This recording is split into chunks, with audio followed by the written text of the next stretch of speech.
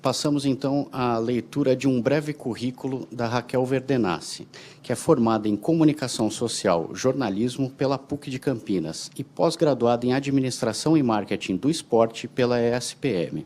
Trabalha há 14 anos em organização de eventos na esfera governamental.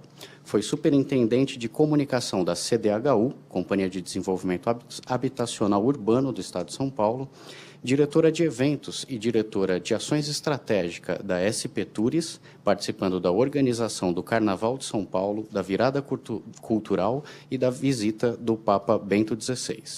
Atualmente é diretora de projetos estratégicos da Companhia Paulista de Turismo e Eventos e coordenadora executiva do Comitê Paulista para a Copa, que é a estrutura operacional do comitê nos preparativos do governo do Estado para o evento. Vamos, então, assistir à palestra da Raquel Verdenassi sobre os desafios para organizar a Copa do Mundo de 2014, planejamento, desafios e legados.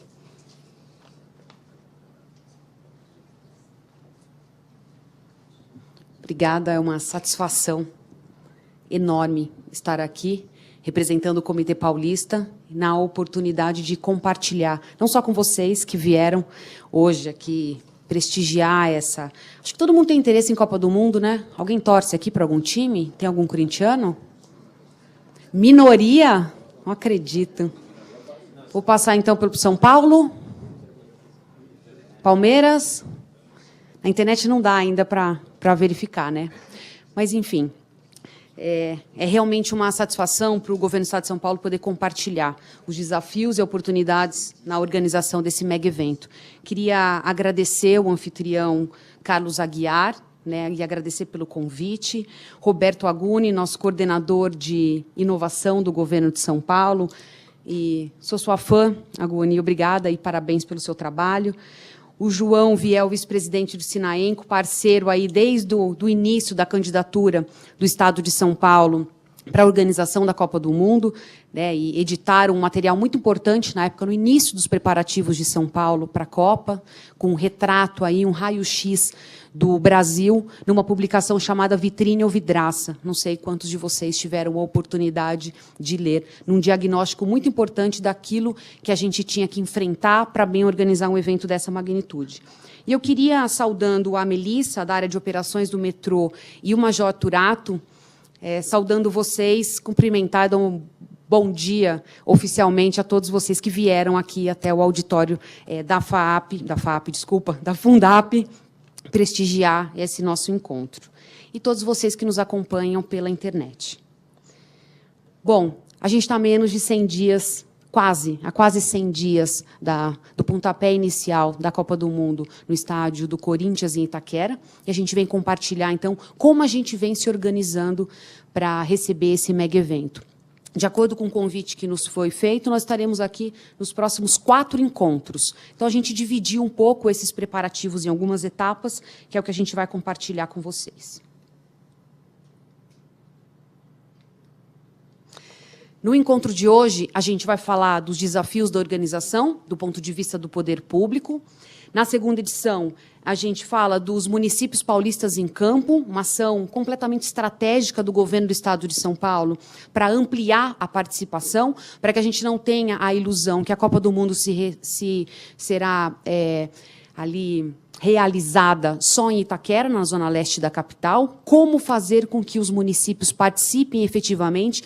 E aí não é uma questão só de participação, é uma questão de dar oportunidade aos municípios que o desenvolvimento econômico, o impacto econômico possível, né, pela Copa do Mundo, seja estendido ao maior número possível de municípios do nosso estado. No terceiro encontro, a gente vai falar da construção do plano de mobilidade, um plano construído a muitas mãos e com um desafio enorme, não só de planejamento, mas de implementação. E no quarto encontro, lições aprendidas. Pelo cronograma, esse quarto encontro vai estar quase na véspera da organização da Copa. Acho que já dá para a gente ter um apanhado bem interessante, se daquilo que a gente planejou, a gente conseguiu implementar também em eventos testes e validar esses planos, porque uma coisa é quando a gente realiza ou monta, planeja o plano no nosso quadrado, né? E nós estamos falando aqui de administração pública, quando a gente faz um plano operacional na área da saúde ou faz na área de mobilidade, o desafio é quando a gente compartilha a informação com os demais órgãos. É aí que a gente verifica se aquilo que a gente se comprometeu a fazer tem algum impedimento ou não quando entra na esfera de um outro colega ou de uma outra secretaria. Então, essa compatibilização e esse trabalho em conjunto é um desafio enorme, a gente vai falar no nosso quarto encontro. Não consigo passar por aqui. Bom, a gente vai falar, então, falando nesse nosso primeiro encontro, os desafios para a organização. Foi um pedido bastante grande do Agoni que a gente detalhasse como é que a gente enxerga esse desafio. Eu acho que a gente vai falar dos agentes, quem é quem na Copa do Mundo, são tantos comitês, são tantas pessoas participando, considerando a magnitude desse evento. A gente vai fazer um paralelo entre obrigações e oportunidades, muito na linha vitrine vidraça, que eu acho que o Sinaenco foi pioneiro na abordagem. Na época tinha um olhar mais voltado, claro, para a infraestrutura e atribuição, né? Está ali na veia do Sinaenco, mas no nosso caso, desafio, obrigação e oportunidade tem a ver também com a entrega do evento e como o Estado de São Paulo poderia se posicionar para bem receber esse mega evento.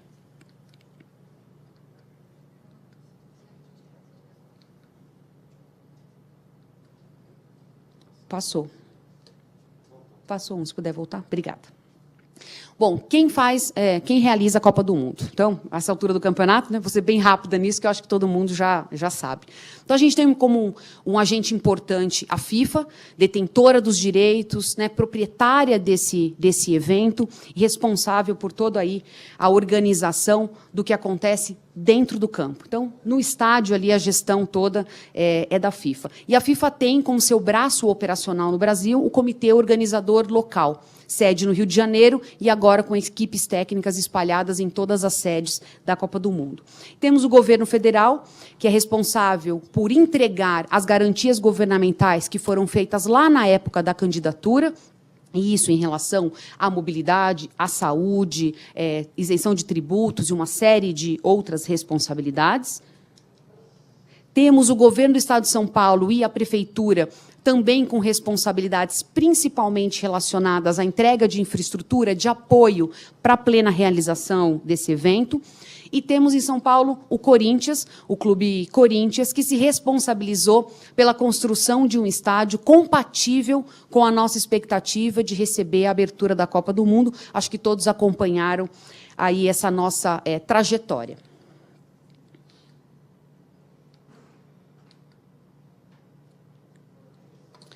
O Comitê Paulista, ele é formado por secretários de Estado, estratégicos, e alguns da Prefeitura de São Paulo a convite.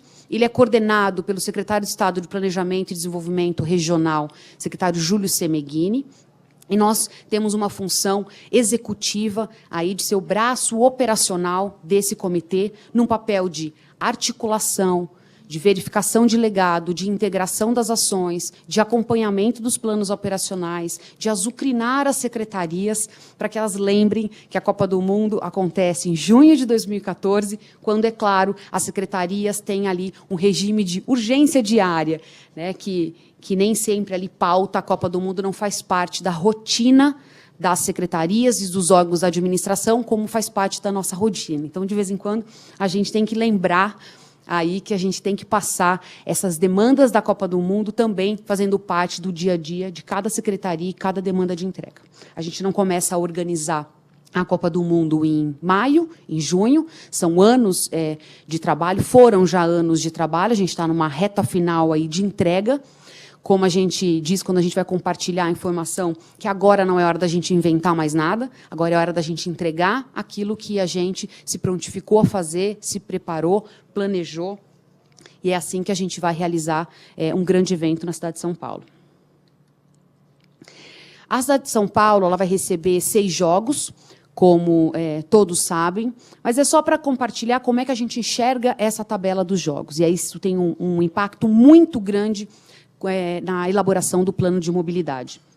São Paulo recebe a abertura e uma semifinal. Claro que isso já tem um impacto de visibilidade e de organização ainda maior, mas quando a gente olha para essa tabela, a gente verifica não só que, de cara, a gente tem aí a realização do evento em 2 situações de feriado.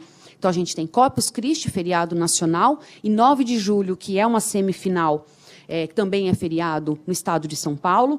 E isso tem um impacto em mobilidade, no planejamento de segurança, na articulação também da oferta das políticas públicas de saúde, muito grande. Nos ajuda no planejamento a cruzar informações e saber qual é o desafio operacional de organizar e de bem receber e de transportar todos os torcedores até o estádio.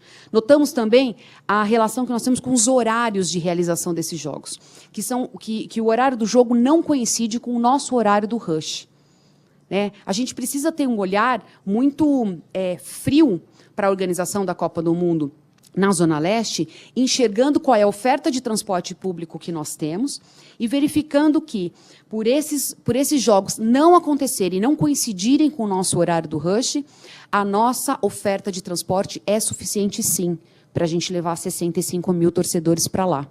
O governo do Estado de São Paulo enfrenta todos os dias o desafio de investir constantemente na melhoria da oferta de transporte público na cidade, mas a gente não tem milagre. Né? A Copa ela não faz um milagre de você conseguir resolver todos os problemas, e nem é a intenção disso. Então, em São Paulo, talvez diferente de outras sedes que vão receber a Copa do Mundo, a gente tem que sentir orgulho de ter uma cidade com uma infraestrutura hoje, né? Uma infraestrutura existente, capaz de suprir as demandas de um evento dessa magnitude. Vamos lembrar, acho que vale destacar, que no meio do caminho, né, em 2010, já em pleno processo aí de planejamento e de organização da Copa do Mundo, em São Paulo nós tivemos uma alteração de estádio. O estádio, todo o planejamento ele era voltado para a Zona Sul, estádio do Morumbi, e em 2010, em junho de 2010, aí uma mudança no percurso, até que fosse encontrada a solução de um estádio na Zona Leste. Né? Que outra cidade sede teria capacidade de mudar o seu estádio de uma região para outra, com uma oferta de transporte público, como a cidade de São Paulo vai ofertar para os torcedores durante a Copa. Então, a gente tem 2 estações, né, metrô e CPTM, a menos de 800 metros do estádio. É um privilégio operacional, ele precisa ser visto dessa forma, com todas as consequências que eles têm também. Então, são essas todas as influências que, quando a gente faz um olhar de tabela dos jogos, a gente cruza oferta de transporte público, horário, coincide ou não com o rush, estamos num sistema de feriado e, voltando aqui, propriamente dito, para a nossa tabela, destacar o dia 23 de junho, onde a gente tem uma situação atípica. A gente tem Holanda e Chile disputando em Itaquera, e a gente tem a seleção brasileira jogando em Brasília. E a gente sabe o que acontece quando a seleção brasileira entra em campo. Todo mundo quer assistir, e isso tem um impacto no deslocamento. Então, é só para exemplificar para vocês que uma simples tabela ela tem um desfecho e um impacto generalizado no governo para as diversas medidas que o governo deve adotar para bem receber o evento. Bom, o nosso desafio de organização, pelas características que eu já mencionei anteriormente, da infraestrutura que São Paulo oferece, nosso desafio é operacional. Né? Não é um desafio da necessidade de construção ou de investimento em obras de infraestrutura, essencialmente para receber a Copa do Mundo. Nosso desafio é compatibilizar a realização da Copa do Mundo com as demandas do dia a dia que a cidade já tem. Né? Um sistema de transporte público como na cidade de São Paulo, que realiza 11 milhões de viagens todo santo dia, não tem o desafio de levar 65 mil torcedores para Itaquera. Tem o desafio de fazer esse gerenciamento das 11 milhões de viagens com 65 mil torcedores. Então, isso é um desafio operacional, ele é interessante, porque significa que você tem uma infraestrutura compatível, né? O desafio está na gestão disso, mas ele também tem que ser observado como sinal de alerta, para que a gente não baixe a guarda, sabe? Subestime o evento. Olhe para esse evento e fale assim, bom, quem já transporta 11 milhões, né? É responsável por 11 milhões de viagens por dia, não precisa fazer nada para transportar 65 mil torcedores? Então, aí pode ter uma pegadinha dentro do governo importante que a gente tem que estar em alerta máximo. Não deixar que a infraestrutura imensa, os desafios imensos que o governo enfrenta para administrar uma cidade e um estado desse porte, baixe aqui nosso sinal de alerta, a gente acha que está tudo pronto, entre na zona de conforto e não trabalhe para mitigar riscos, para trabalhar com eficiência, para entregar o melhor produto que pudermos durante a Copa do Mundo. Não só para agradar turista, não é isso. É mostrar uma eficiência que o governo do Estado de São Paulo busca todo dia, ofertar esta qualidade de serviço para a população, e é um esforço, um exercício constante de aprimorar investimento e melhorar a oferta de serviços, mas também o bem receber, enxergando o turismo, não só de negócios, como lazer, como uma ferramenta muito valiosa de desenvolvimento econômico.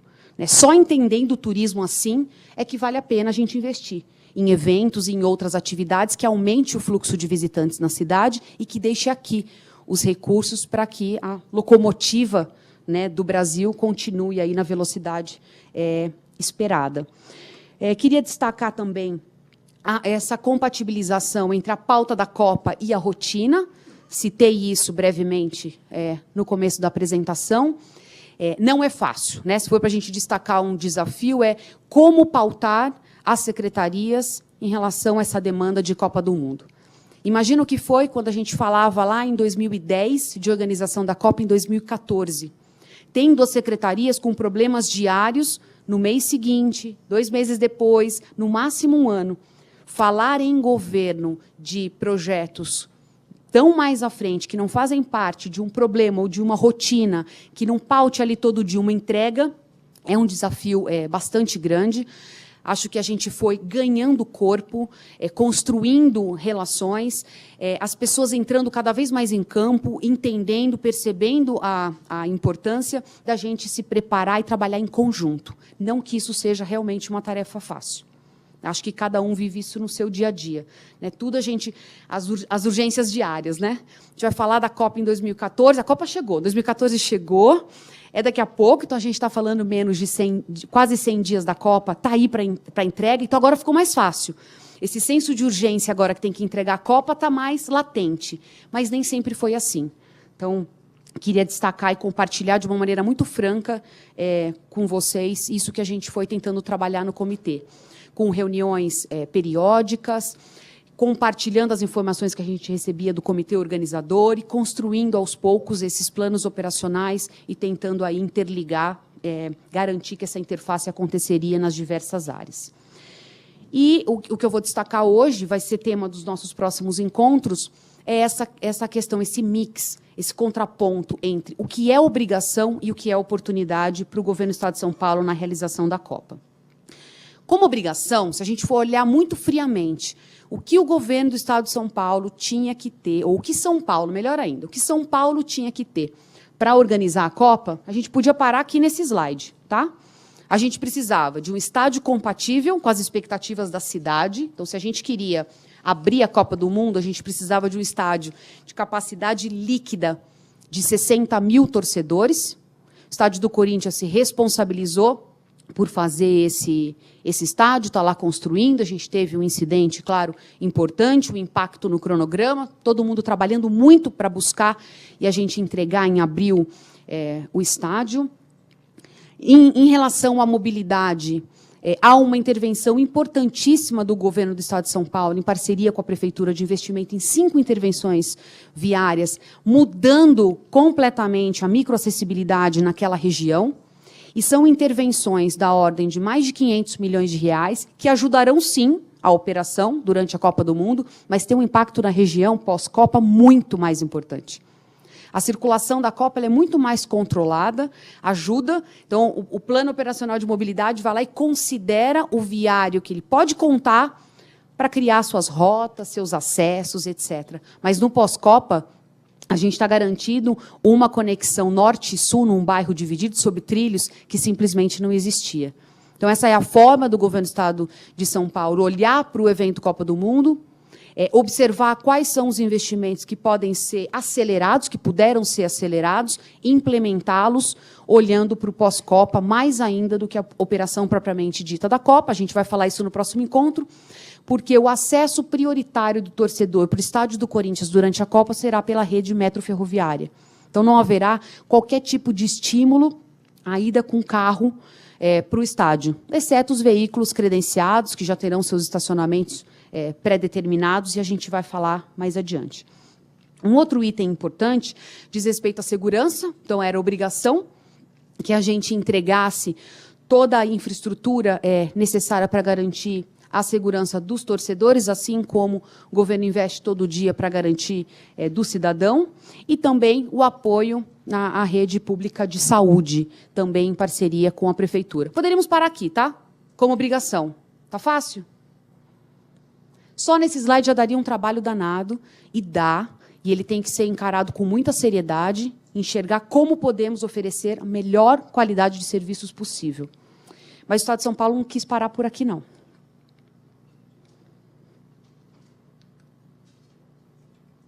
Preciso de ajuda aí, meninas. Durante a Copa do Mundo, o entorno do estádio ele vai funcionar de uma maneira muito diferente. Vocês vão estar enxergando uma carinha aqui agora, e depois da Copa, com o funcionamento do estádio do Corinthians, totalmente remodelado. Não só o governo aproveitou essa oportunidade da realização do evento para investir e acelerar as obras já pensadas para melhorar essa acessibilidade na região leste, mas olhou para o evento de uma maneira grande, garantindo que as calçadas fossem largas suficientes, com acessibilidade garantida, que a circulação geral pelo polo institucional de Itaquera, onde hoje já funciona uma FATEC, e a partir do segundo semestre funciona um METEC, que este polo ele signifique uma qualificação profissional, uma oportunidade de emprego e renda, já que na área ali muito próxima a gente vai ter a instalação de um mega empreendimento voltado ao telemarketing. Então, aproveitar para fazer direito, para entregar uma microacessibilidade à altura do que essa região está precisando para crescer e para criar oportunidades para que as pessoas estudem e possam trabalhar no próprio local, diminuindo um pouco os deslocamentos diários que elas têm. Só destacando para vocês, a gente tem, então, a estação Corinthians Itaquera e a estação Arthur Alvim, menos de 800 metros do estádio. E quando a gente olhou para o plano operacional, que a gente vai falar lá na frente, a gente fez uma divisão de público, uma proposta, foi construída uma solução de divisão de público para a chegada até o estádio, utilizando essas duas estações, CPTM e metrô. E aí, vou deixar aqui em suspense como é que foi feito isso, dimensionamento de público e tal, para ver se vocês nos acompanham no próximo encontro que vai tratar desse tema. Bom, como eu estava dizendo, São Paulo poderia ter parado na página de obrigações, tá? Mas a gente quer ir além. E a gente quer aqui fazer um convite a todos vocês para participar de um pacote chamado Oportunidades, que dá trabalho em dobro, porque ele não está escrito em nenhum lugar, não tem ninguém pressionando para que ele aconteça. Ele é uma questão da gente enxergar a oportunidade, batalhar por ela, acreditando que a gente vai ter um resultado depois. E isso em governo não é fácil. Sem ninguém lá cutucando, o prazo cutucando, um contrato cutucando, a gente tem que vencer mais desafios para fazer com que todo mundo entre em campo, compre a briga, vá em frente e mostre, como diz aí o livro, que dá para fazer. Dá trabalho, mas dá para fazer. Então, quando a gente fala em ações na área do turismo, a gente fala da realização de eventos especiais, a gente fala de incentivar o artesanato paulista, a gente fala de atividades interativas, de promoção, de investimentos na área do turismo, ou a gente fala de centro de treinamento de seleção, a gente está falando de oportunidade. E aí eu destaco para vocês... esse programa de centro de treinamento de seleção também vai ser aprimorado no nosso próximo encontro, mas que era um projeto estratégico do governador Geraldo Alckmin, nos deu a missão. Garantam para o Estado de São Paulo o maior número possível de seleções. Porque, ao trazer uma seleção para cá, a gente dá destaque às cidades paulistas. Mostra a infraestrutura, envolve a população. A Copa do Mundo está acontecendo aqui. Não dá para a gente não fazer nada e as pessoas assistirem pela televisão. A gente pode criar uma série de mecanismos e eventos paralelos e iniciativas para que as pessoas se sintam parte do evento. E é nessa linha que a gente está trabalhando. Então, acho que é um motivo de orgulho para os paulistas que das 32 delegações, 15 estejam no estado de São Paulo, distribuídas em 12 cidades.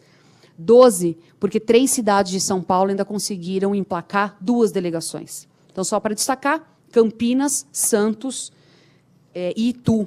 A pequena Itu, com mania de grandeza, né, em tudo. Tem um semáforo gigante, tem o orelhão, e a pequena Itu foi lá e emplacou. A próxima sede da Copa, que é a Rússia, né, então a seleção russa lá, e o Japão. E a gente vai falar disso no nosso terceiro encontro. Bom, a gente distribuiu para vocês, e quem está nos acompanhando pela internet pode baixar a versão em PDF no site, www.copa2014.sp.gov.br. Esse produto, Guia de Orientação Local, é um trabalho, é um material pioneiro do Comitê Paulista, com um objetivo simples: compartilhar informação. Mostrar para as prefeituras, mostrar para as associações comerciais o que pode ser feito durante a Copa. E quando a gente faz isso, quando a pessoa sabe o que ela pode fazer, como ela pode aplicar uma marca, o que ela deve ou não fazer para estar direta ou indiretamente relacionada à Copa, a gente gostaria que elas se sentissem instigadas a participar. Conhecendo bem as regras do jogo, se aproveitar delas. Então, é a gente se aproveitando da Copa do Mundo. São cidades paulistas olhando para a Copa e falando, eu também tenho como fazer parte. Fazer parte sem ter dor de cabeça.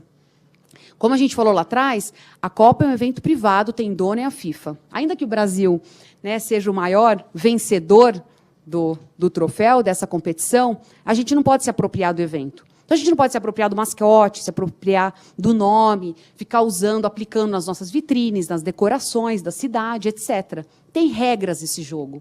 E a gente tentou o quê? Simplificar a apresentação dessas regras para que todo mundo soubesse como usá-las da melhor maneira possível. Então, é um material que ele aparentemente é simples, mas eu acho que a gente, olhando os capítulos e como a gente vai falar deles também no próximo encontro, a gente vê que ele é um guia, quase como se a gente estivesse tentando desvendar as principais dúvidas que as pessoas tinham. E isso, Aguni, aconteceu também no atendimento aos prefeitos, no dia a dia com as cidades, que tinham expectativas de participar do evento, mas não sabiam como. Então, a gente foi aí tentando traduzir essas informações para compartilhar com todo mundo. E isso vale até para a realização de um evento. Fica aquela dúvida, eu posso transmitir os jogos, eu não posso, eu posso ter um patrocinador.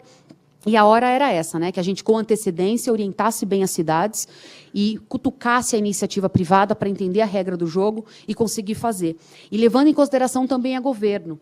Às vezes, uma iniciativa equivocada, um prefeito se anima, faz uma decoração inteira da cidade usando os nomes oficiais da FIFA, e ele não pode fazer isso. Ele passou por um procedimento licitatório, ele contratou, ele instalou e ele vai ter que retirar.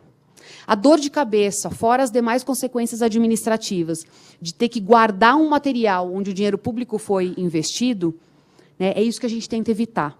Quando a gente compartilha informação sobre o programa de direitos da FIFA, a gente não protege a FIFA, a gente protege as cidades, a gente protege os prefeitos, os administradores, para que eles saibam o que eles podem fazer para realmente vestir essa cidade, entrar no clima da Copa, fazendo direito sem dor de cabeça no futuro.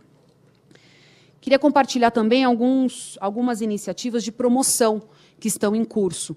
Uma delas, a gente vai lançar agora em março, Roteiros Paulistas na Copa. O que fazer no estado de São Paulo de mais bacana, num raio de até 300 quilômetros da capital?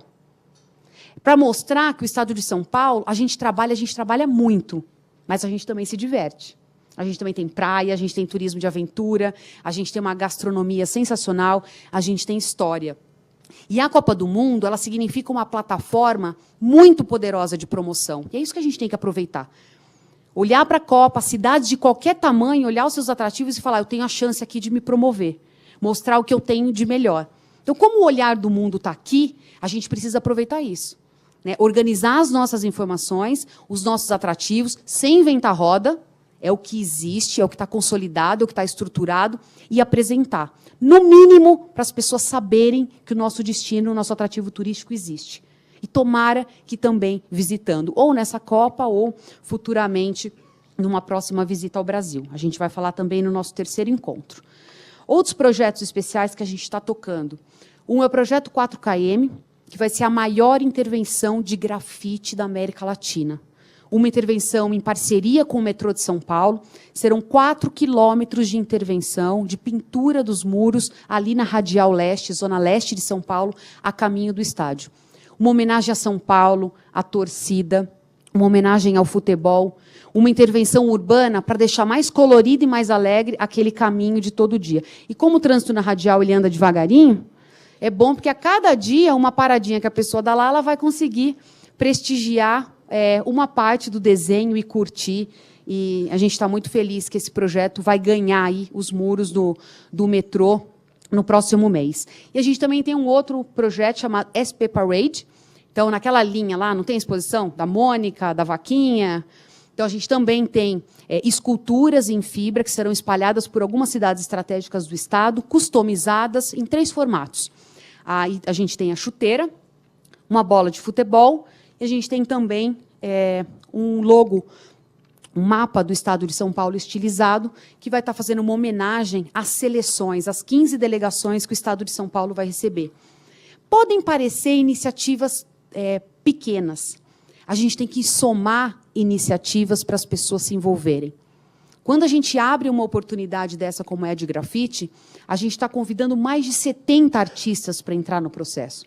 A gente está criando workshop com a comunidade. A gente está indiretamente falando, vem cá, faz parte desse evento. Né? Sinta-se parte de algo que, com certeza, vai ter cobertura de imprensa e as pessoas se sentem ali fazendo parte de alguma maneira. A gente tem incentivado também os municípios a dar uma atenção especial ao seu calendário existente. Tem evento de calendário, a gente está falando de junho e julho, tem festival de inverno, tem festival gastronômico, temos muitos no estado de São Paulo. Que tal dar uma incrementada naquilo que você já tem e fazer ele da melhor forma? Não é para você, não é com a intenção da cidade, uma cidade pequena, organizar um festival gastronômico ou incrementar o seu festival de inverno pensando no turista internacional. Vamos olhar para o turista regional. O potencial de São Paulo de consumir os seus próprios atrativos, se tornar uma referência na sua região. É assim que a gente vai crescendo. É aproveitar só o mote. Todo mundo está de olho na Copa, está vivendo esse momento, como é que a gente faz isso se tornar uma coisa interessante para promover o atrativo que a cidade oferece. E estamos envolvendo também a poderosíssima rede pública de ensino, com atividades extracurriculares. Um agradecimento muito especial ao Paulo Matias, o secretário de Educação, por esse apoio. Pelo programa Escola da Família, tem entrado em campo, abraçado as oportunidades. A primeira iniciativa, a gente tem a final agora em março também, que é a seleção da Bola da Família. Uma customização de bolas que aconteceu em mais de 2.700 escolas da rede, mostrando a criatividade da garotada. Em atividade extracurricular, todo mundo se interessando, seguindo o briefing de fazer uma homenagem customizando bolas de futebol com a cultura local e com essa torcida brasileira. São atividades que aproximam as pessoas. E se tem alguém que se preocupa com pessoas, a gente sabe que é o nosso governador, então todas essas atividades sempre soam de uma maneira muito simpática quando a gente traz todo mundo para trabalhar e para se divertir também em conjunto, como acontece numa iniciativa como essa. Bom, para finalizar esse nosso primeiro encontro, a gente queria destacar aqui, compartilhar com vocês o que o governo do Estado entende que a Copa pode trazer para São Paulo. A Copa do Mundo ela é uma oportunidade muito grande de fortalecimento de imagem. Isso todo mundo já fala, mas a gente precisa trabalhar para que essa imagem seja divulgada da maneira como para representar realmente toda a riqueza do nosso Estado. Que o nosso Estado ele não seja representado exclusivamente por sua capital. A Copa do Mundo ela também é uma oportunidade muito expressiva de promoção, de desenvolvimento e de consolidação dos nossos atrativos turísticos. Como já foi mencionado, a gente está muito ainda no imaginário das pessoas ou dos visitantes como um destino de negócios. Aqui a gente trabalha. Vamos aproveitar a Copa para mostrar também que a gente vive e bem e os atrativos que a gente tem para oferecer. Que São Paulo pós-Copa seja reconhecido também como destino de turismo de lazer. e isso pode trazer um impacto econômico muito significativo para o nosso Estado. É abrir uma nova frente, é inovação. É olhar algo que acontece, está ali, está precisando de um empurrão. Que a Copa ela seja esse empurrão, um empurrão de promoção, de visibilidade de atrativos de um Estado que todo mundo conhece, mas não conhece. Não conhece nem 10%, eu acho, do que a gente tem para oferecer de destino de turismo. E, com isso, a gente tem uma oportunidade muito grande de surpreender. Considerando que as pessoas nos enxergam de uma maneira diferente, né? A gente trabalha, a gente está sempre correndo, principalmente se conectar aqui só com a capital, significa que as pessoas podem vir para São Paulo com a expectativa um pouquinho mais baixa do que quando ele já escolhe um destino sol e mar. É a chance de surpreender. É a chance que a gente tem muito mais para oferecer, para mostrar para ele, para esse turista, para esse visitante, do que ele estava esperando encontrar quando ele chegasse na cidade de São Paulo. Então, há um esforço muito grande para que não só os jornalistas, né, a imprensa em geral, mas os visitantes, eles não fiquem só na cidade de São Paulo, que a gente tenha a oportunidade de mostrar um pouco mais o que o nosso Estado oferece. E aí, para concluir, dizer que, com todos esses craques em campo, tantos que estão aqui na Fundap, quanto vocês que nos acompanham, o Estado de São Paulo tem tudo para bater um bolão nessa Copa. Trabalhando duro, né, vestindo aí a chuteira, entrando em campo, mas tem que ter o espírito de equipe. E, assim, com todo mundo em campo, a gente consegue organizar o evento à altura do que o nosso Estado espera. Obrigada por essa oportunidade.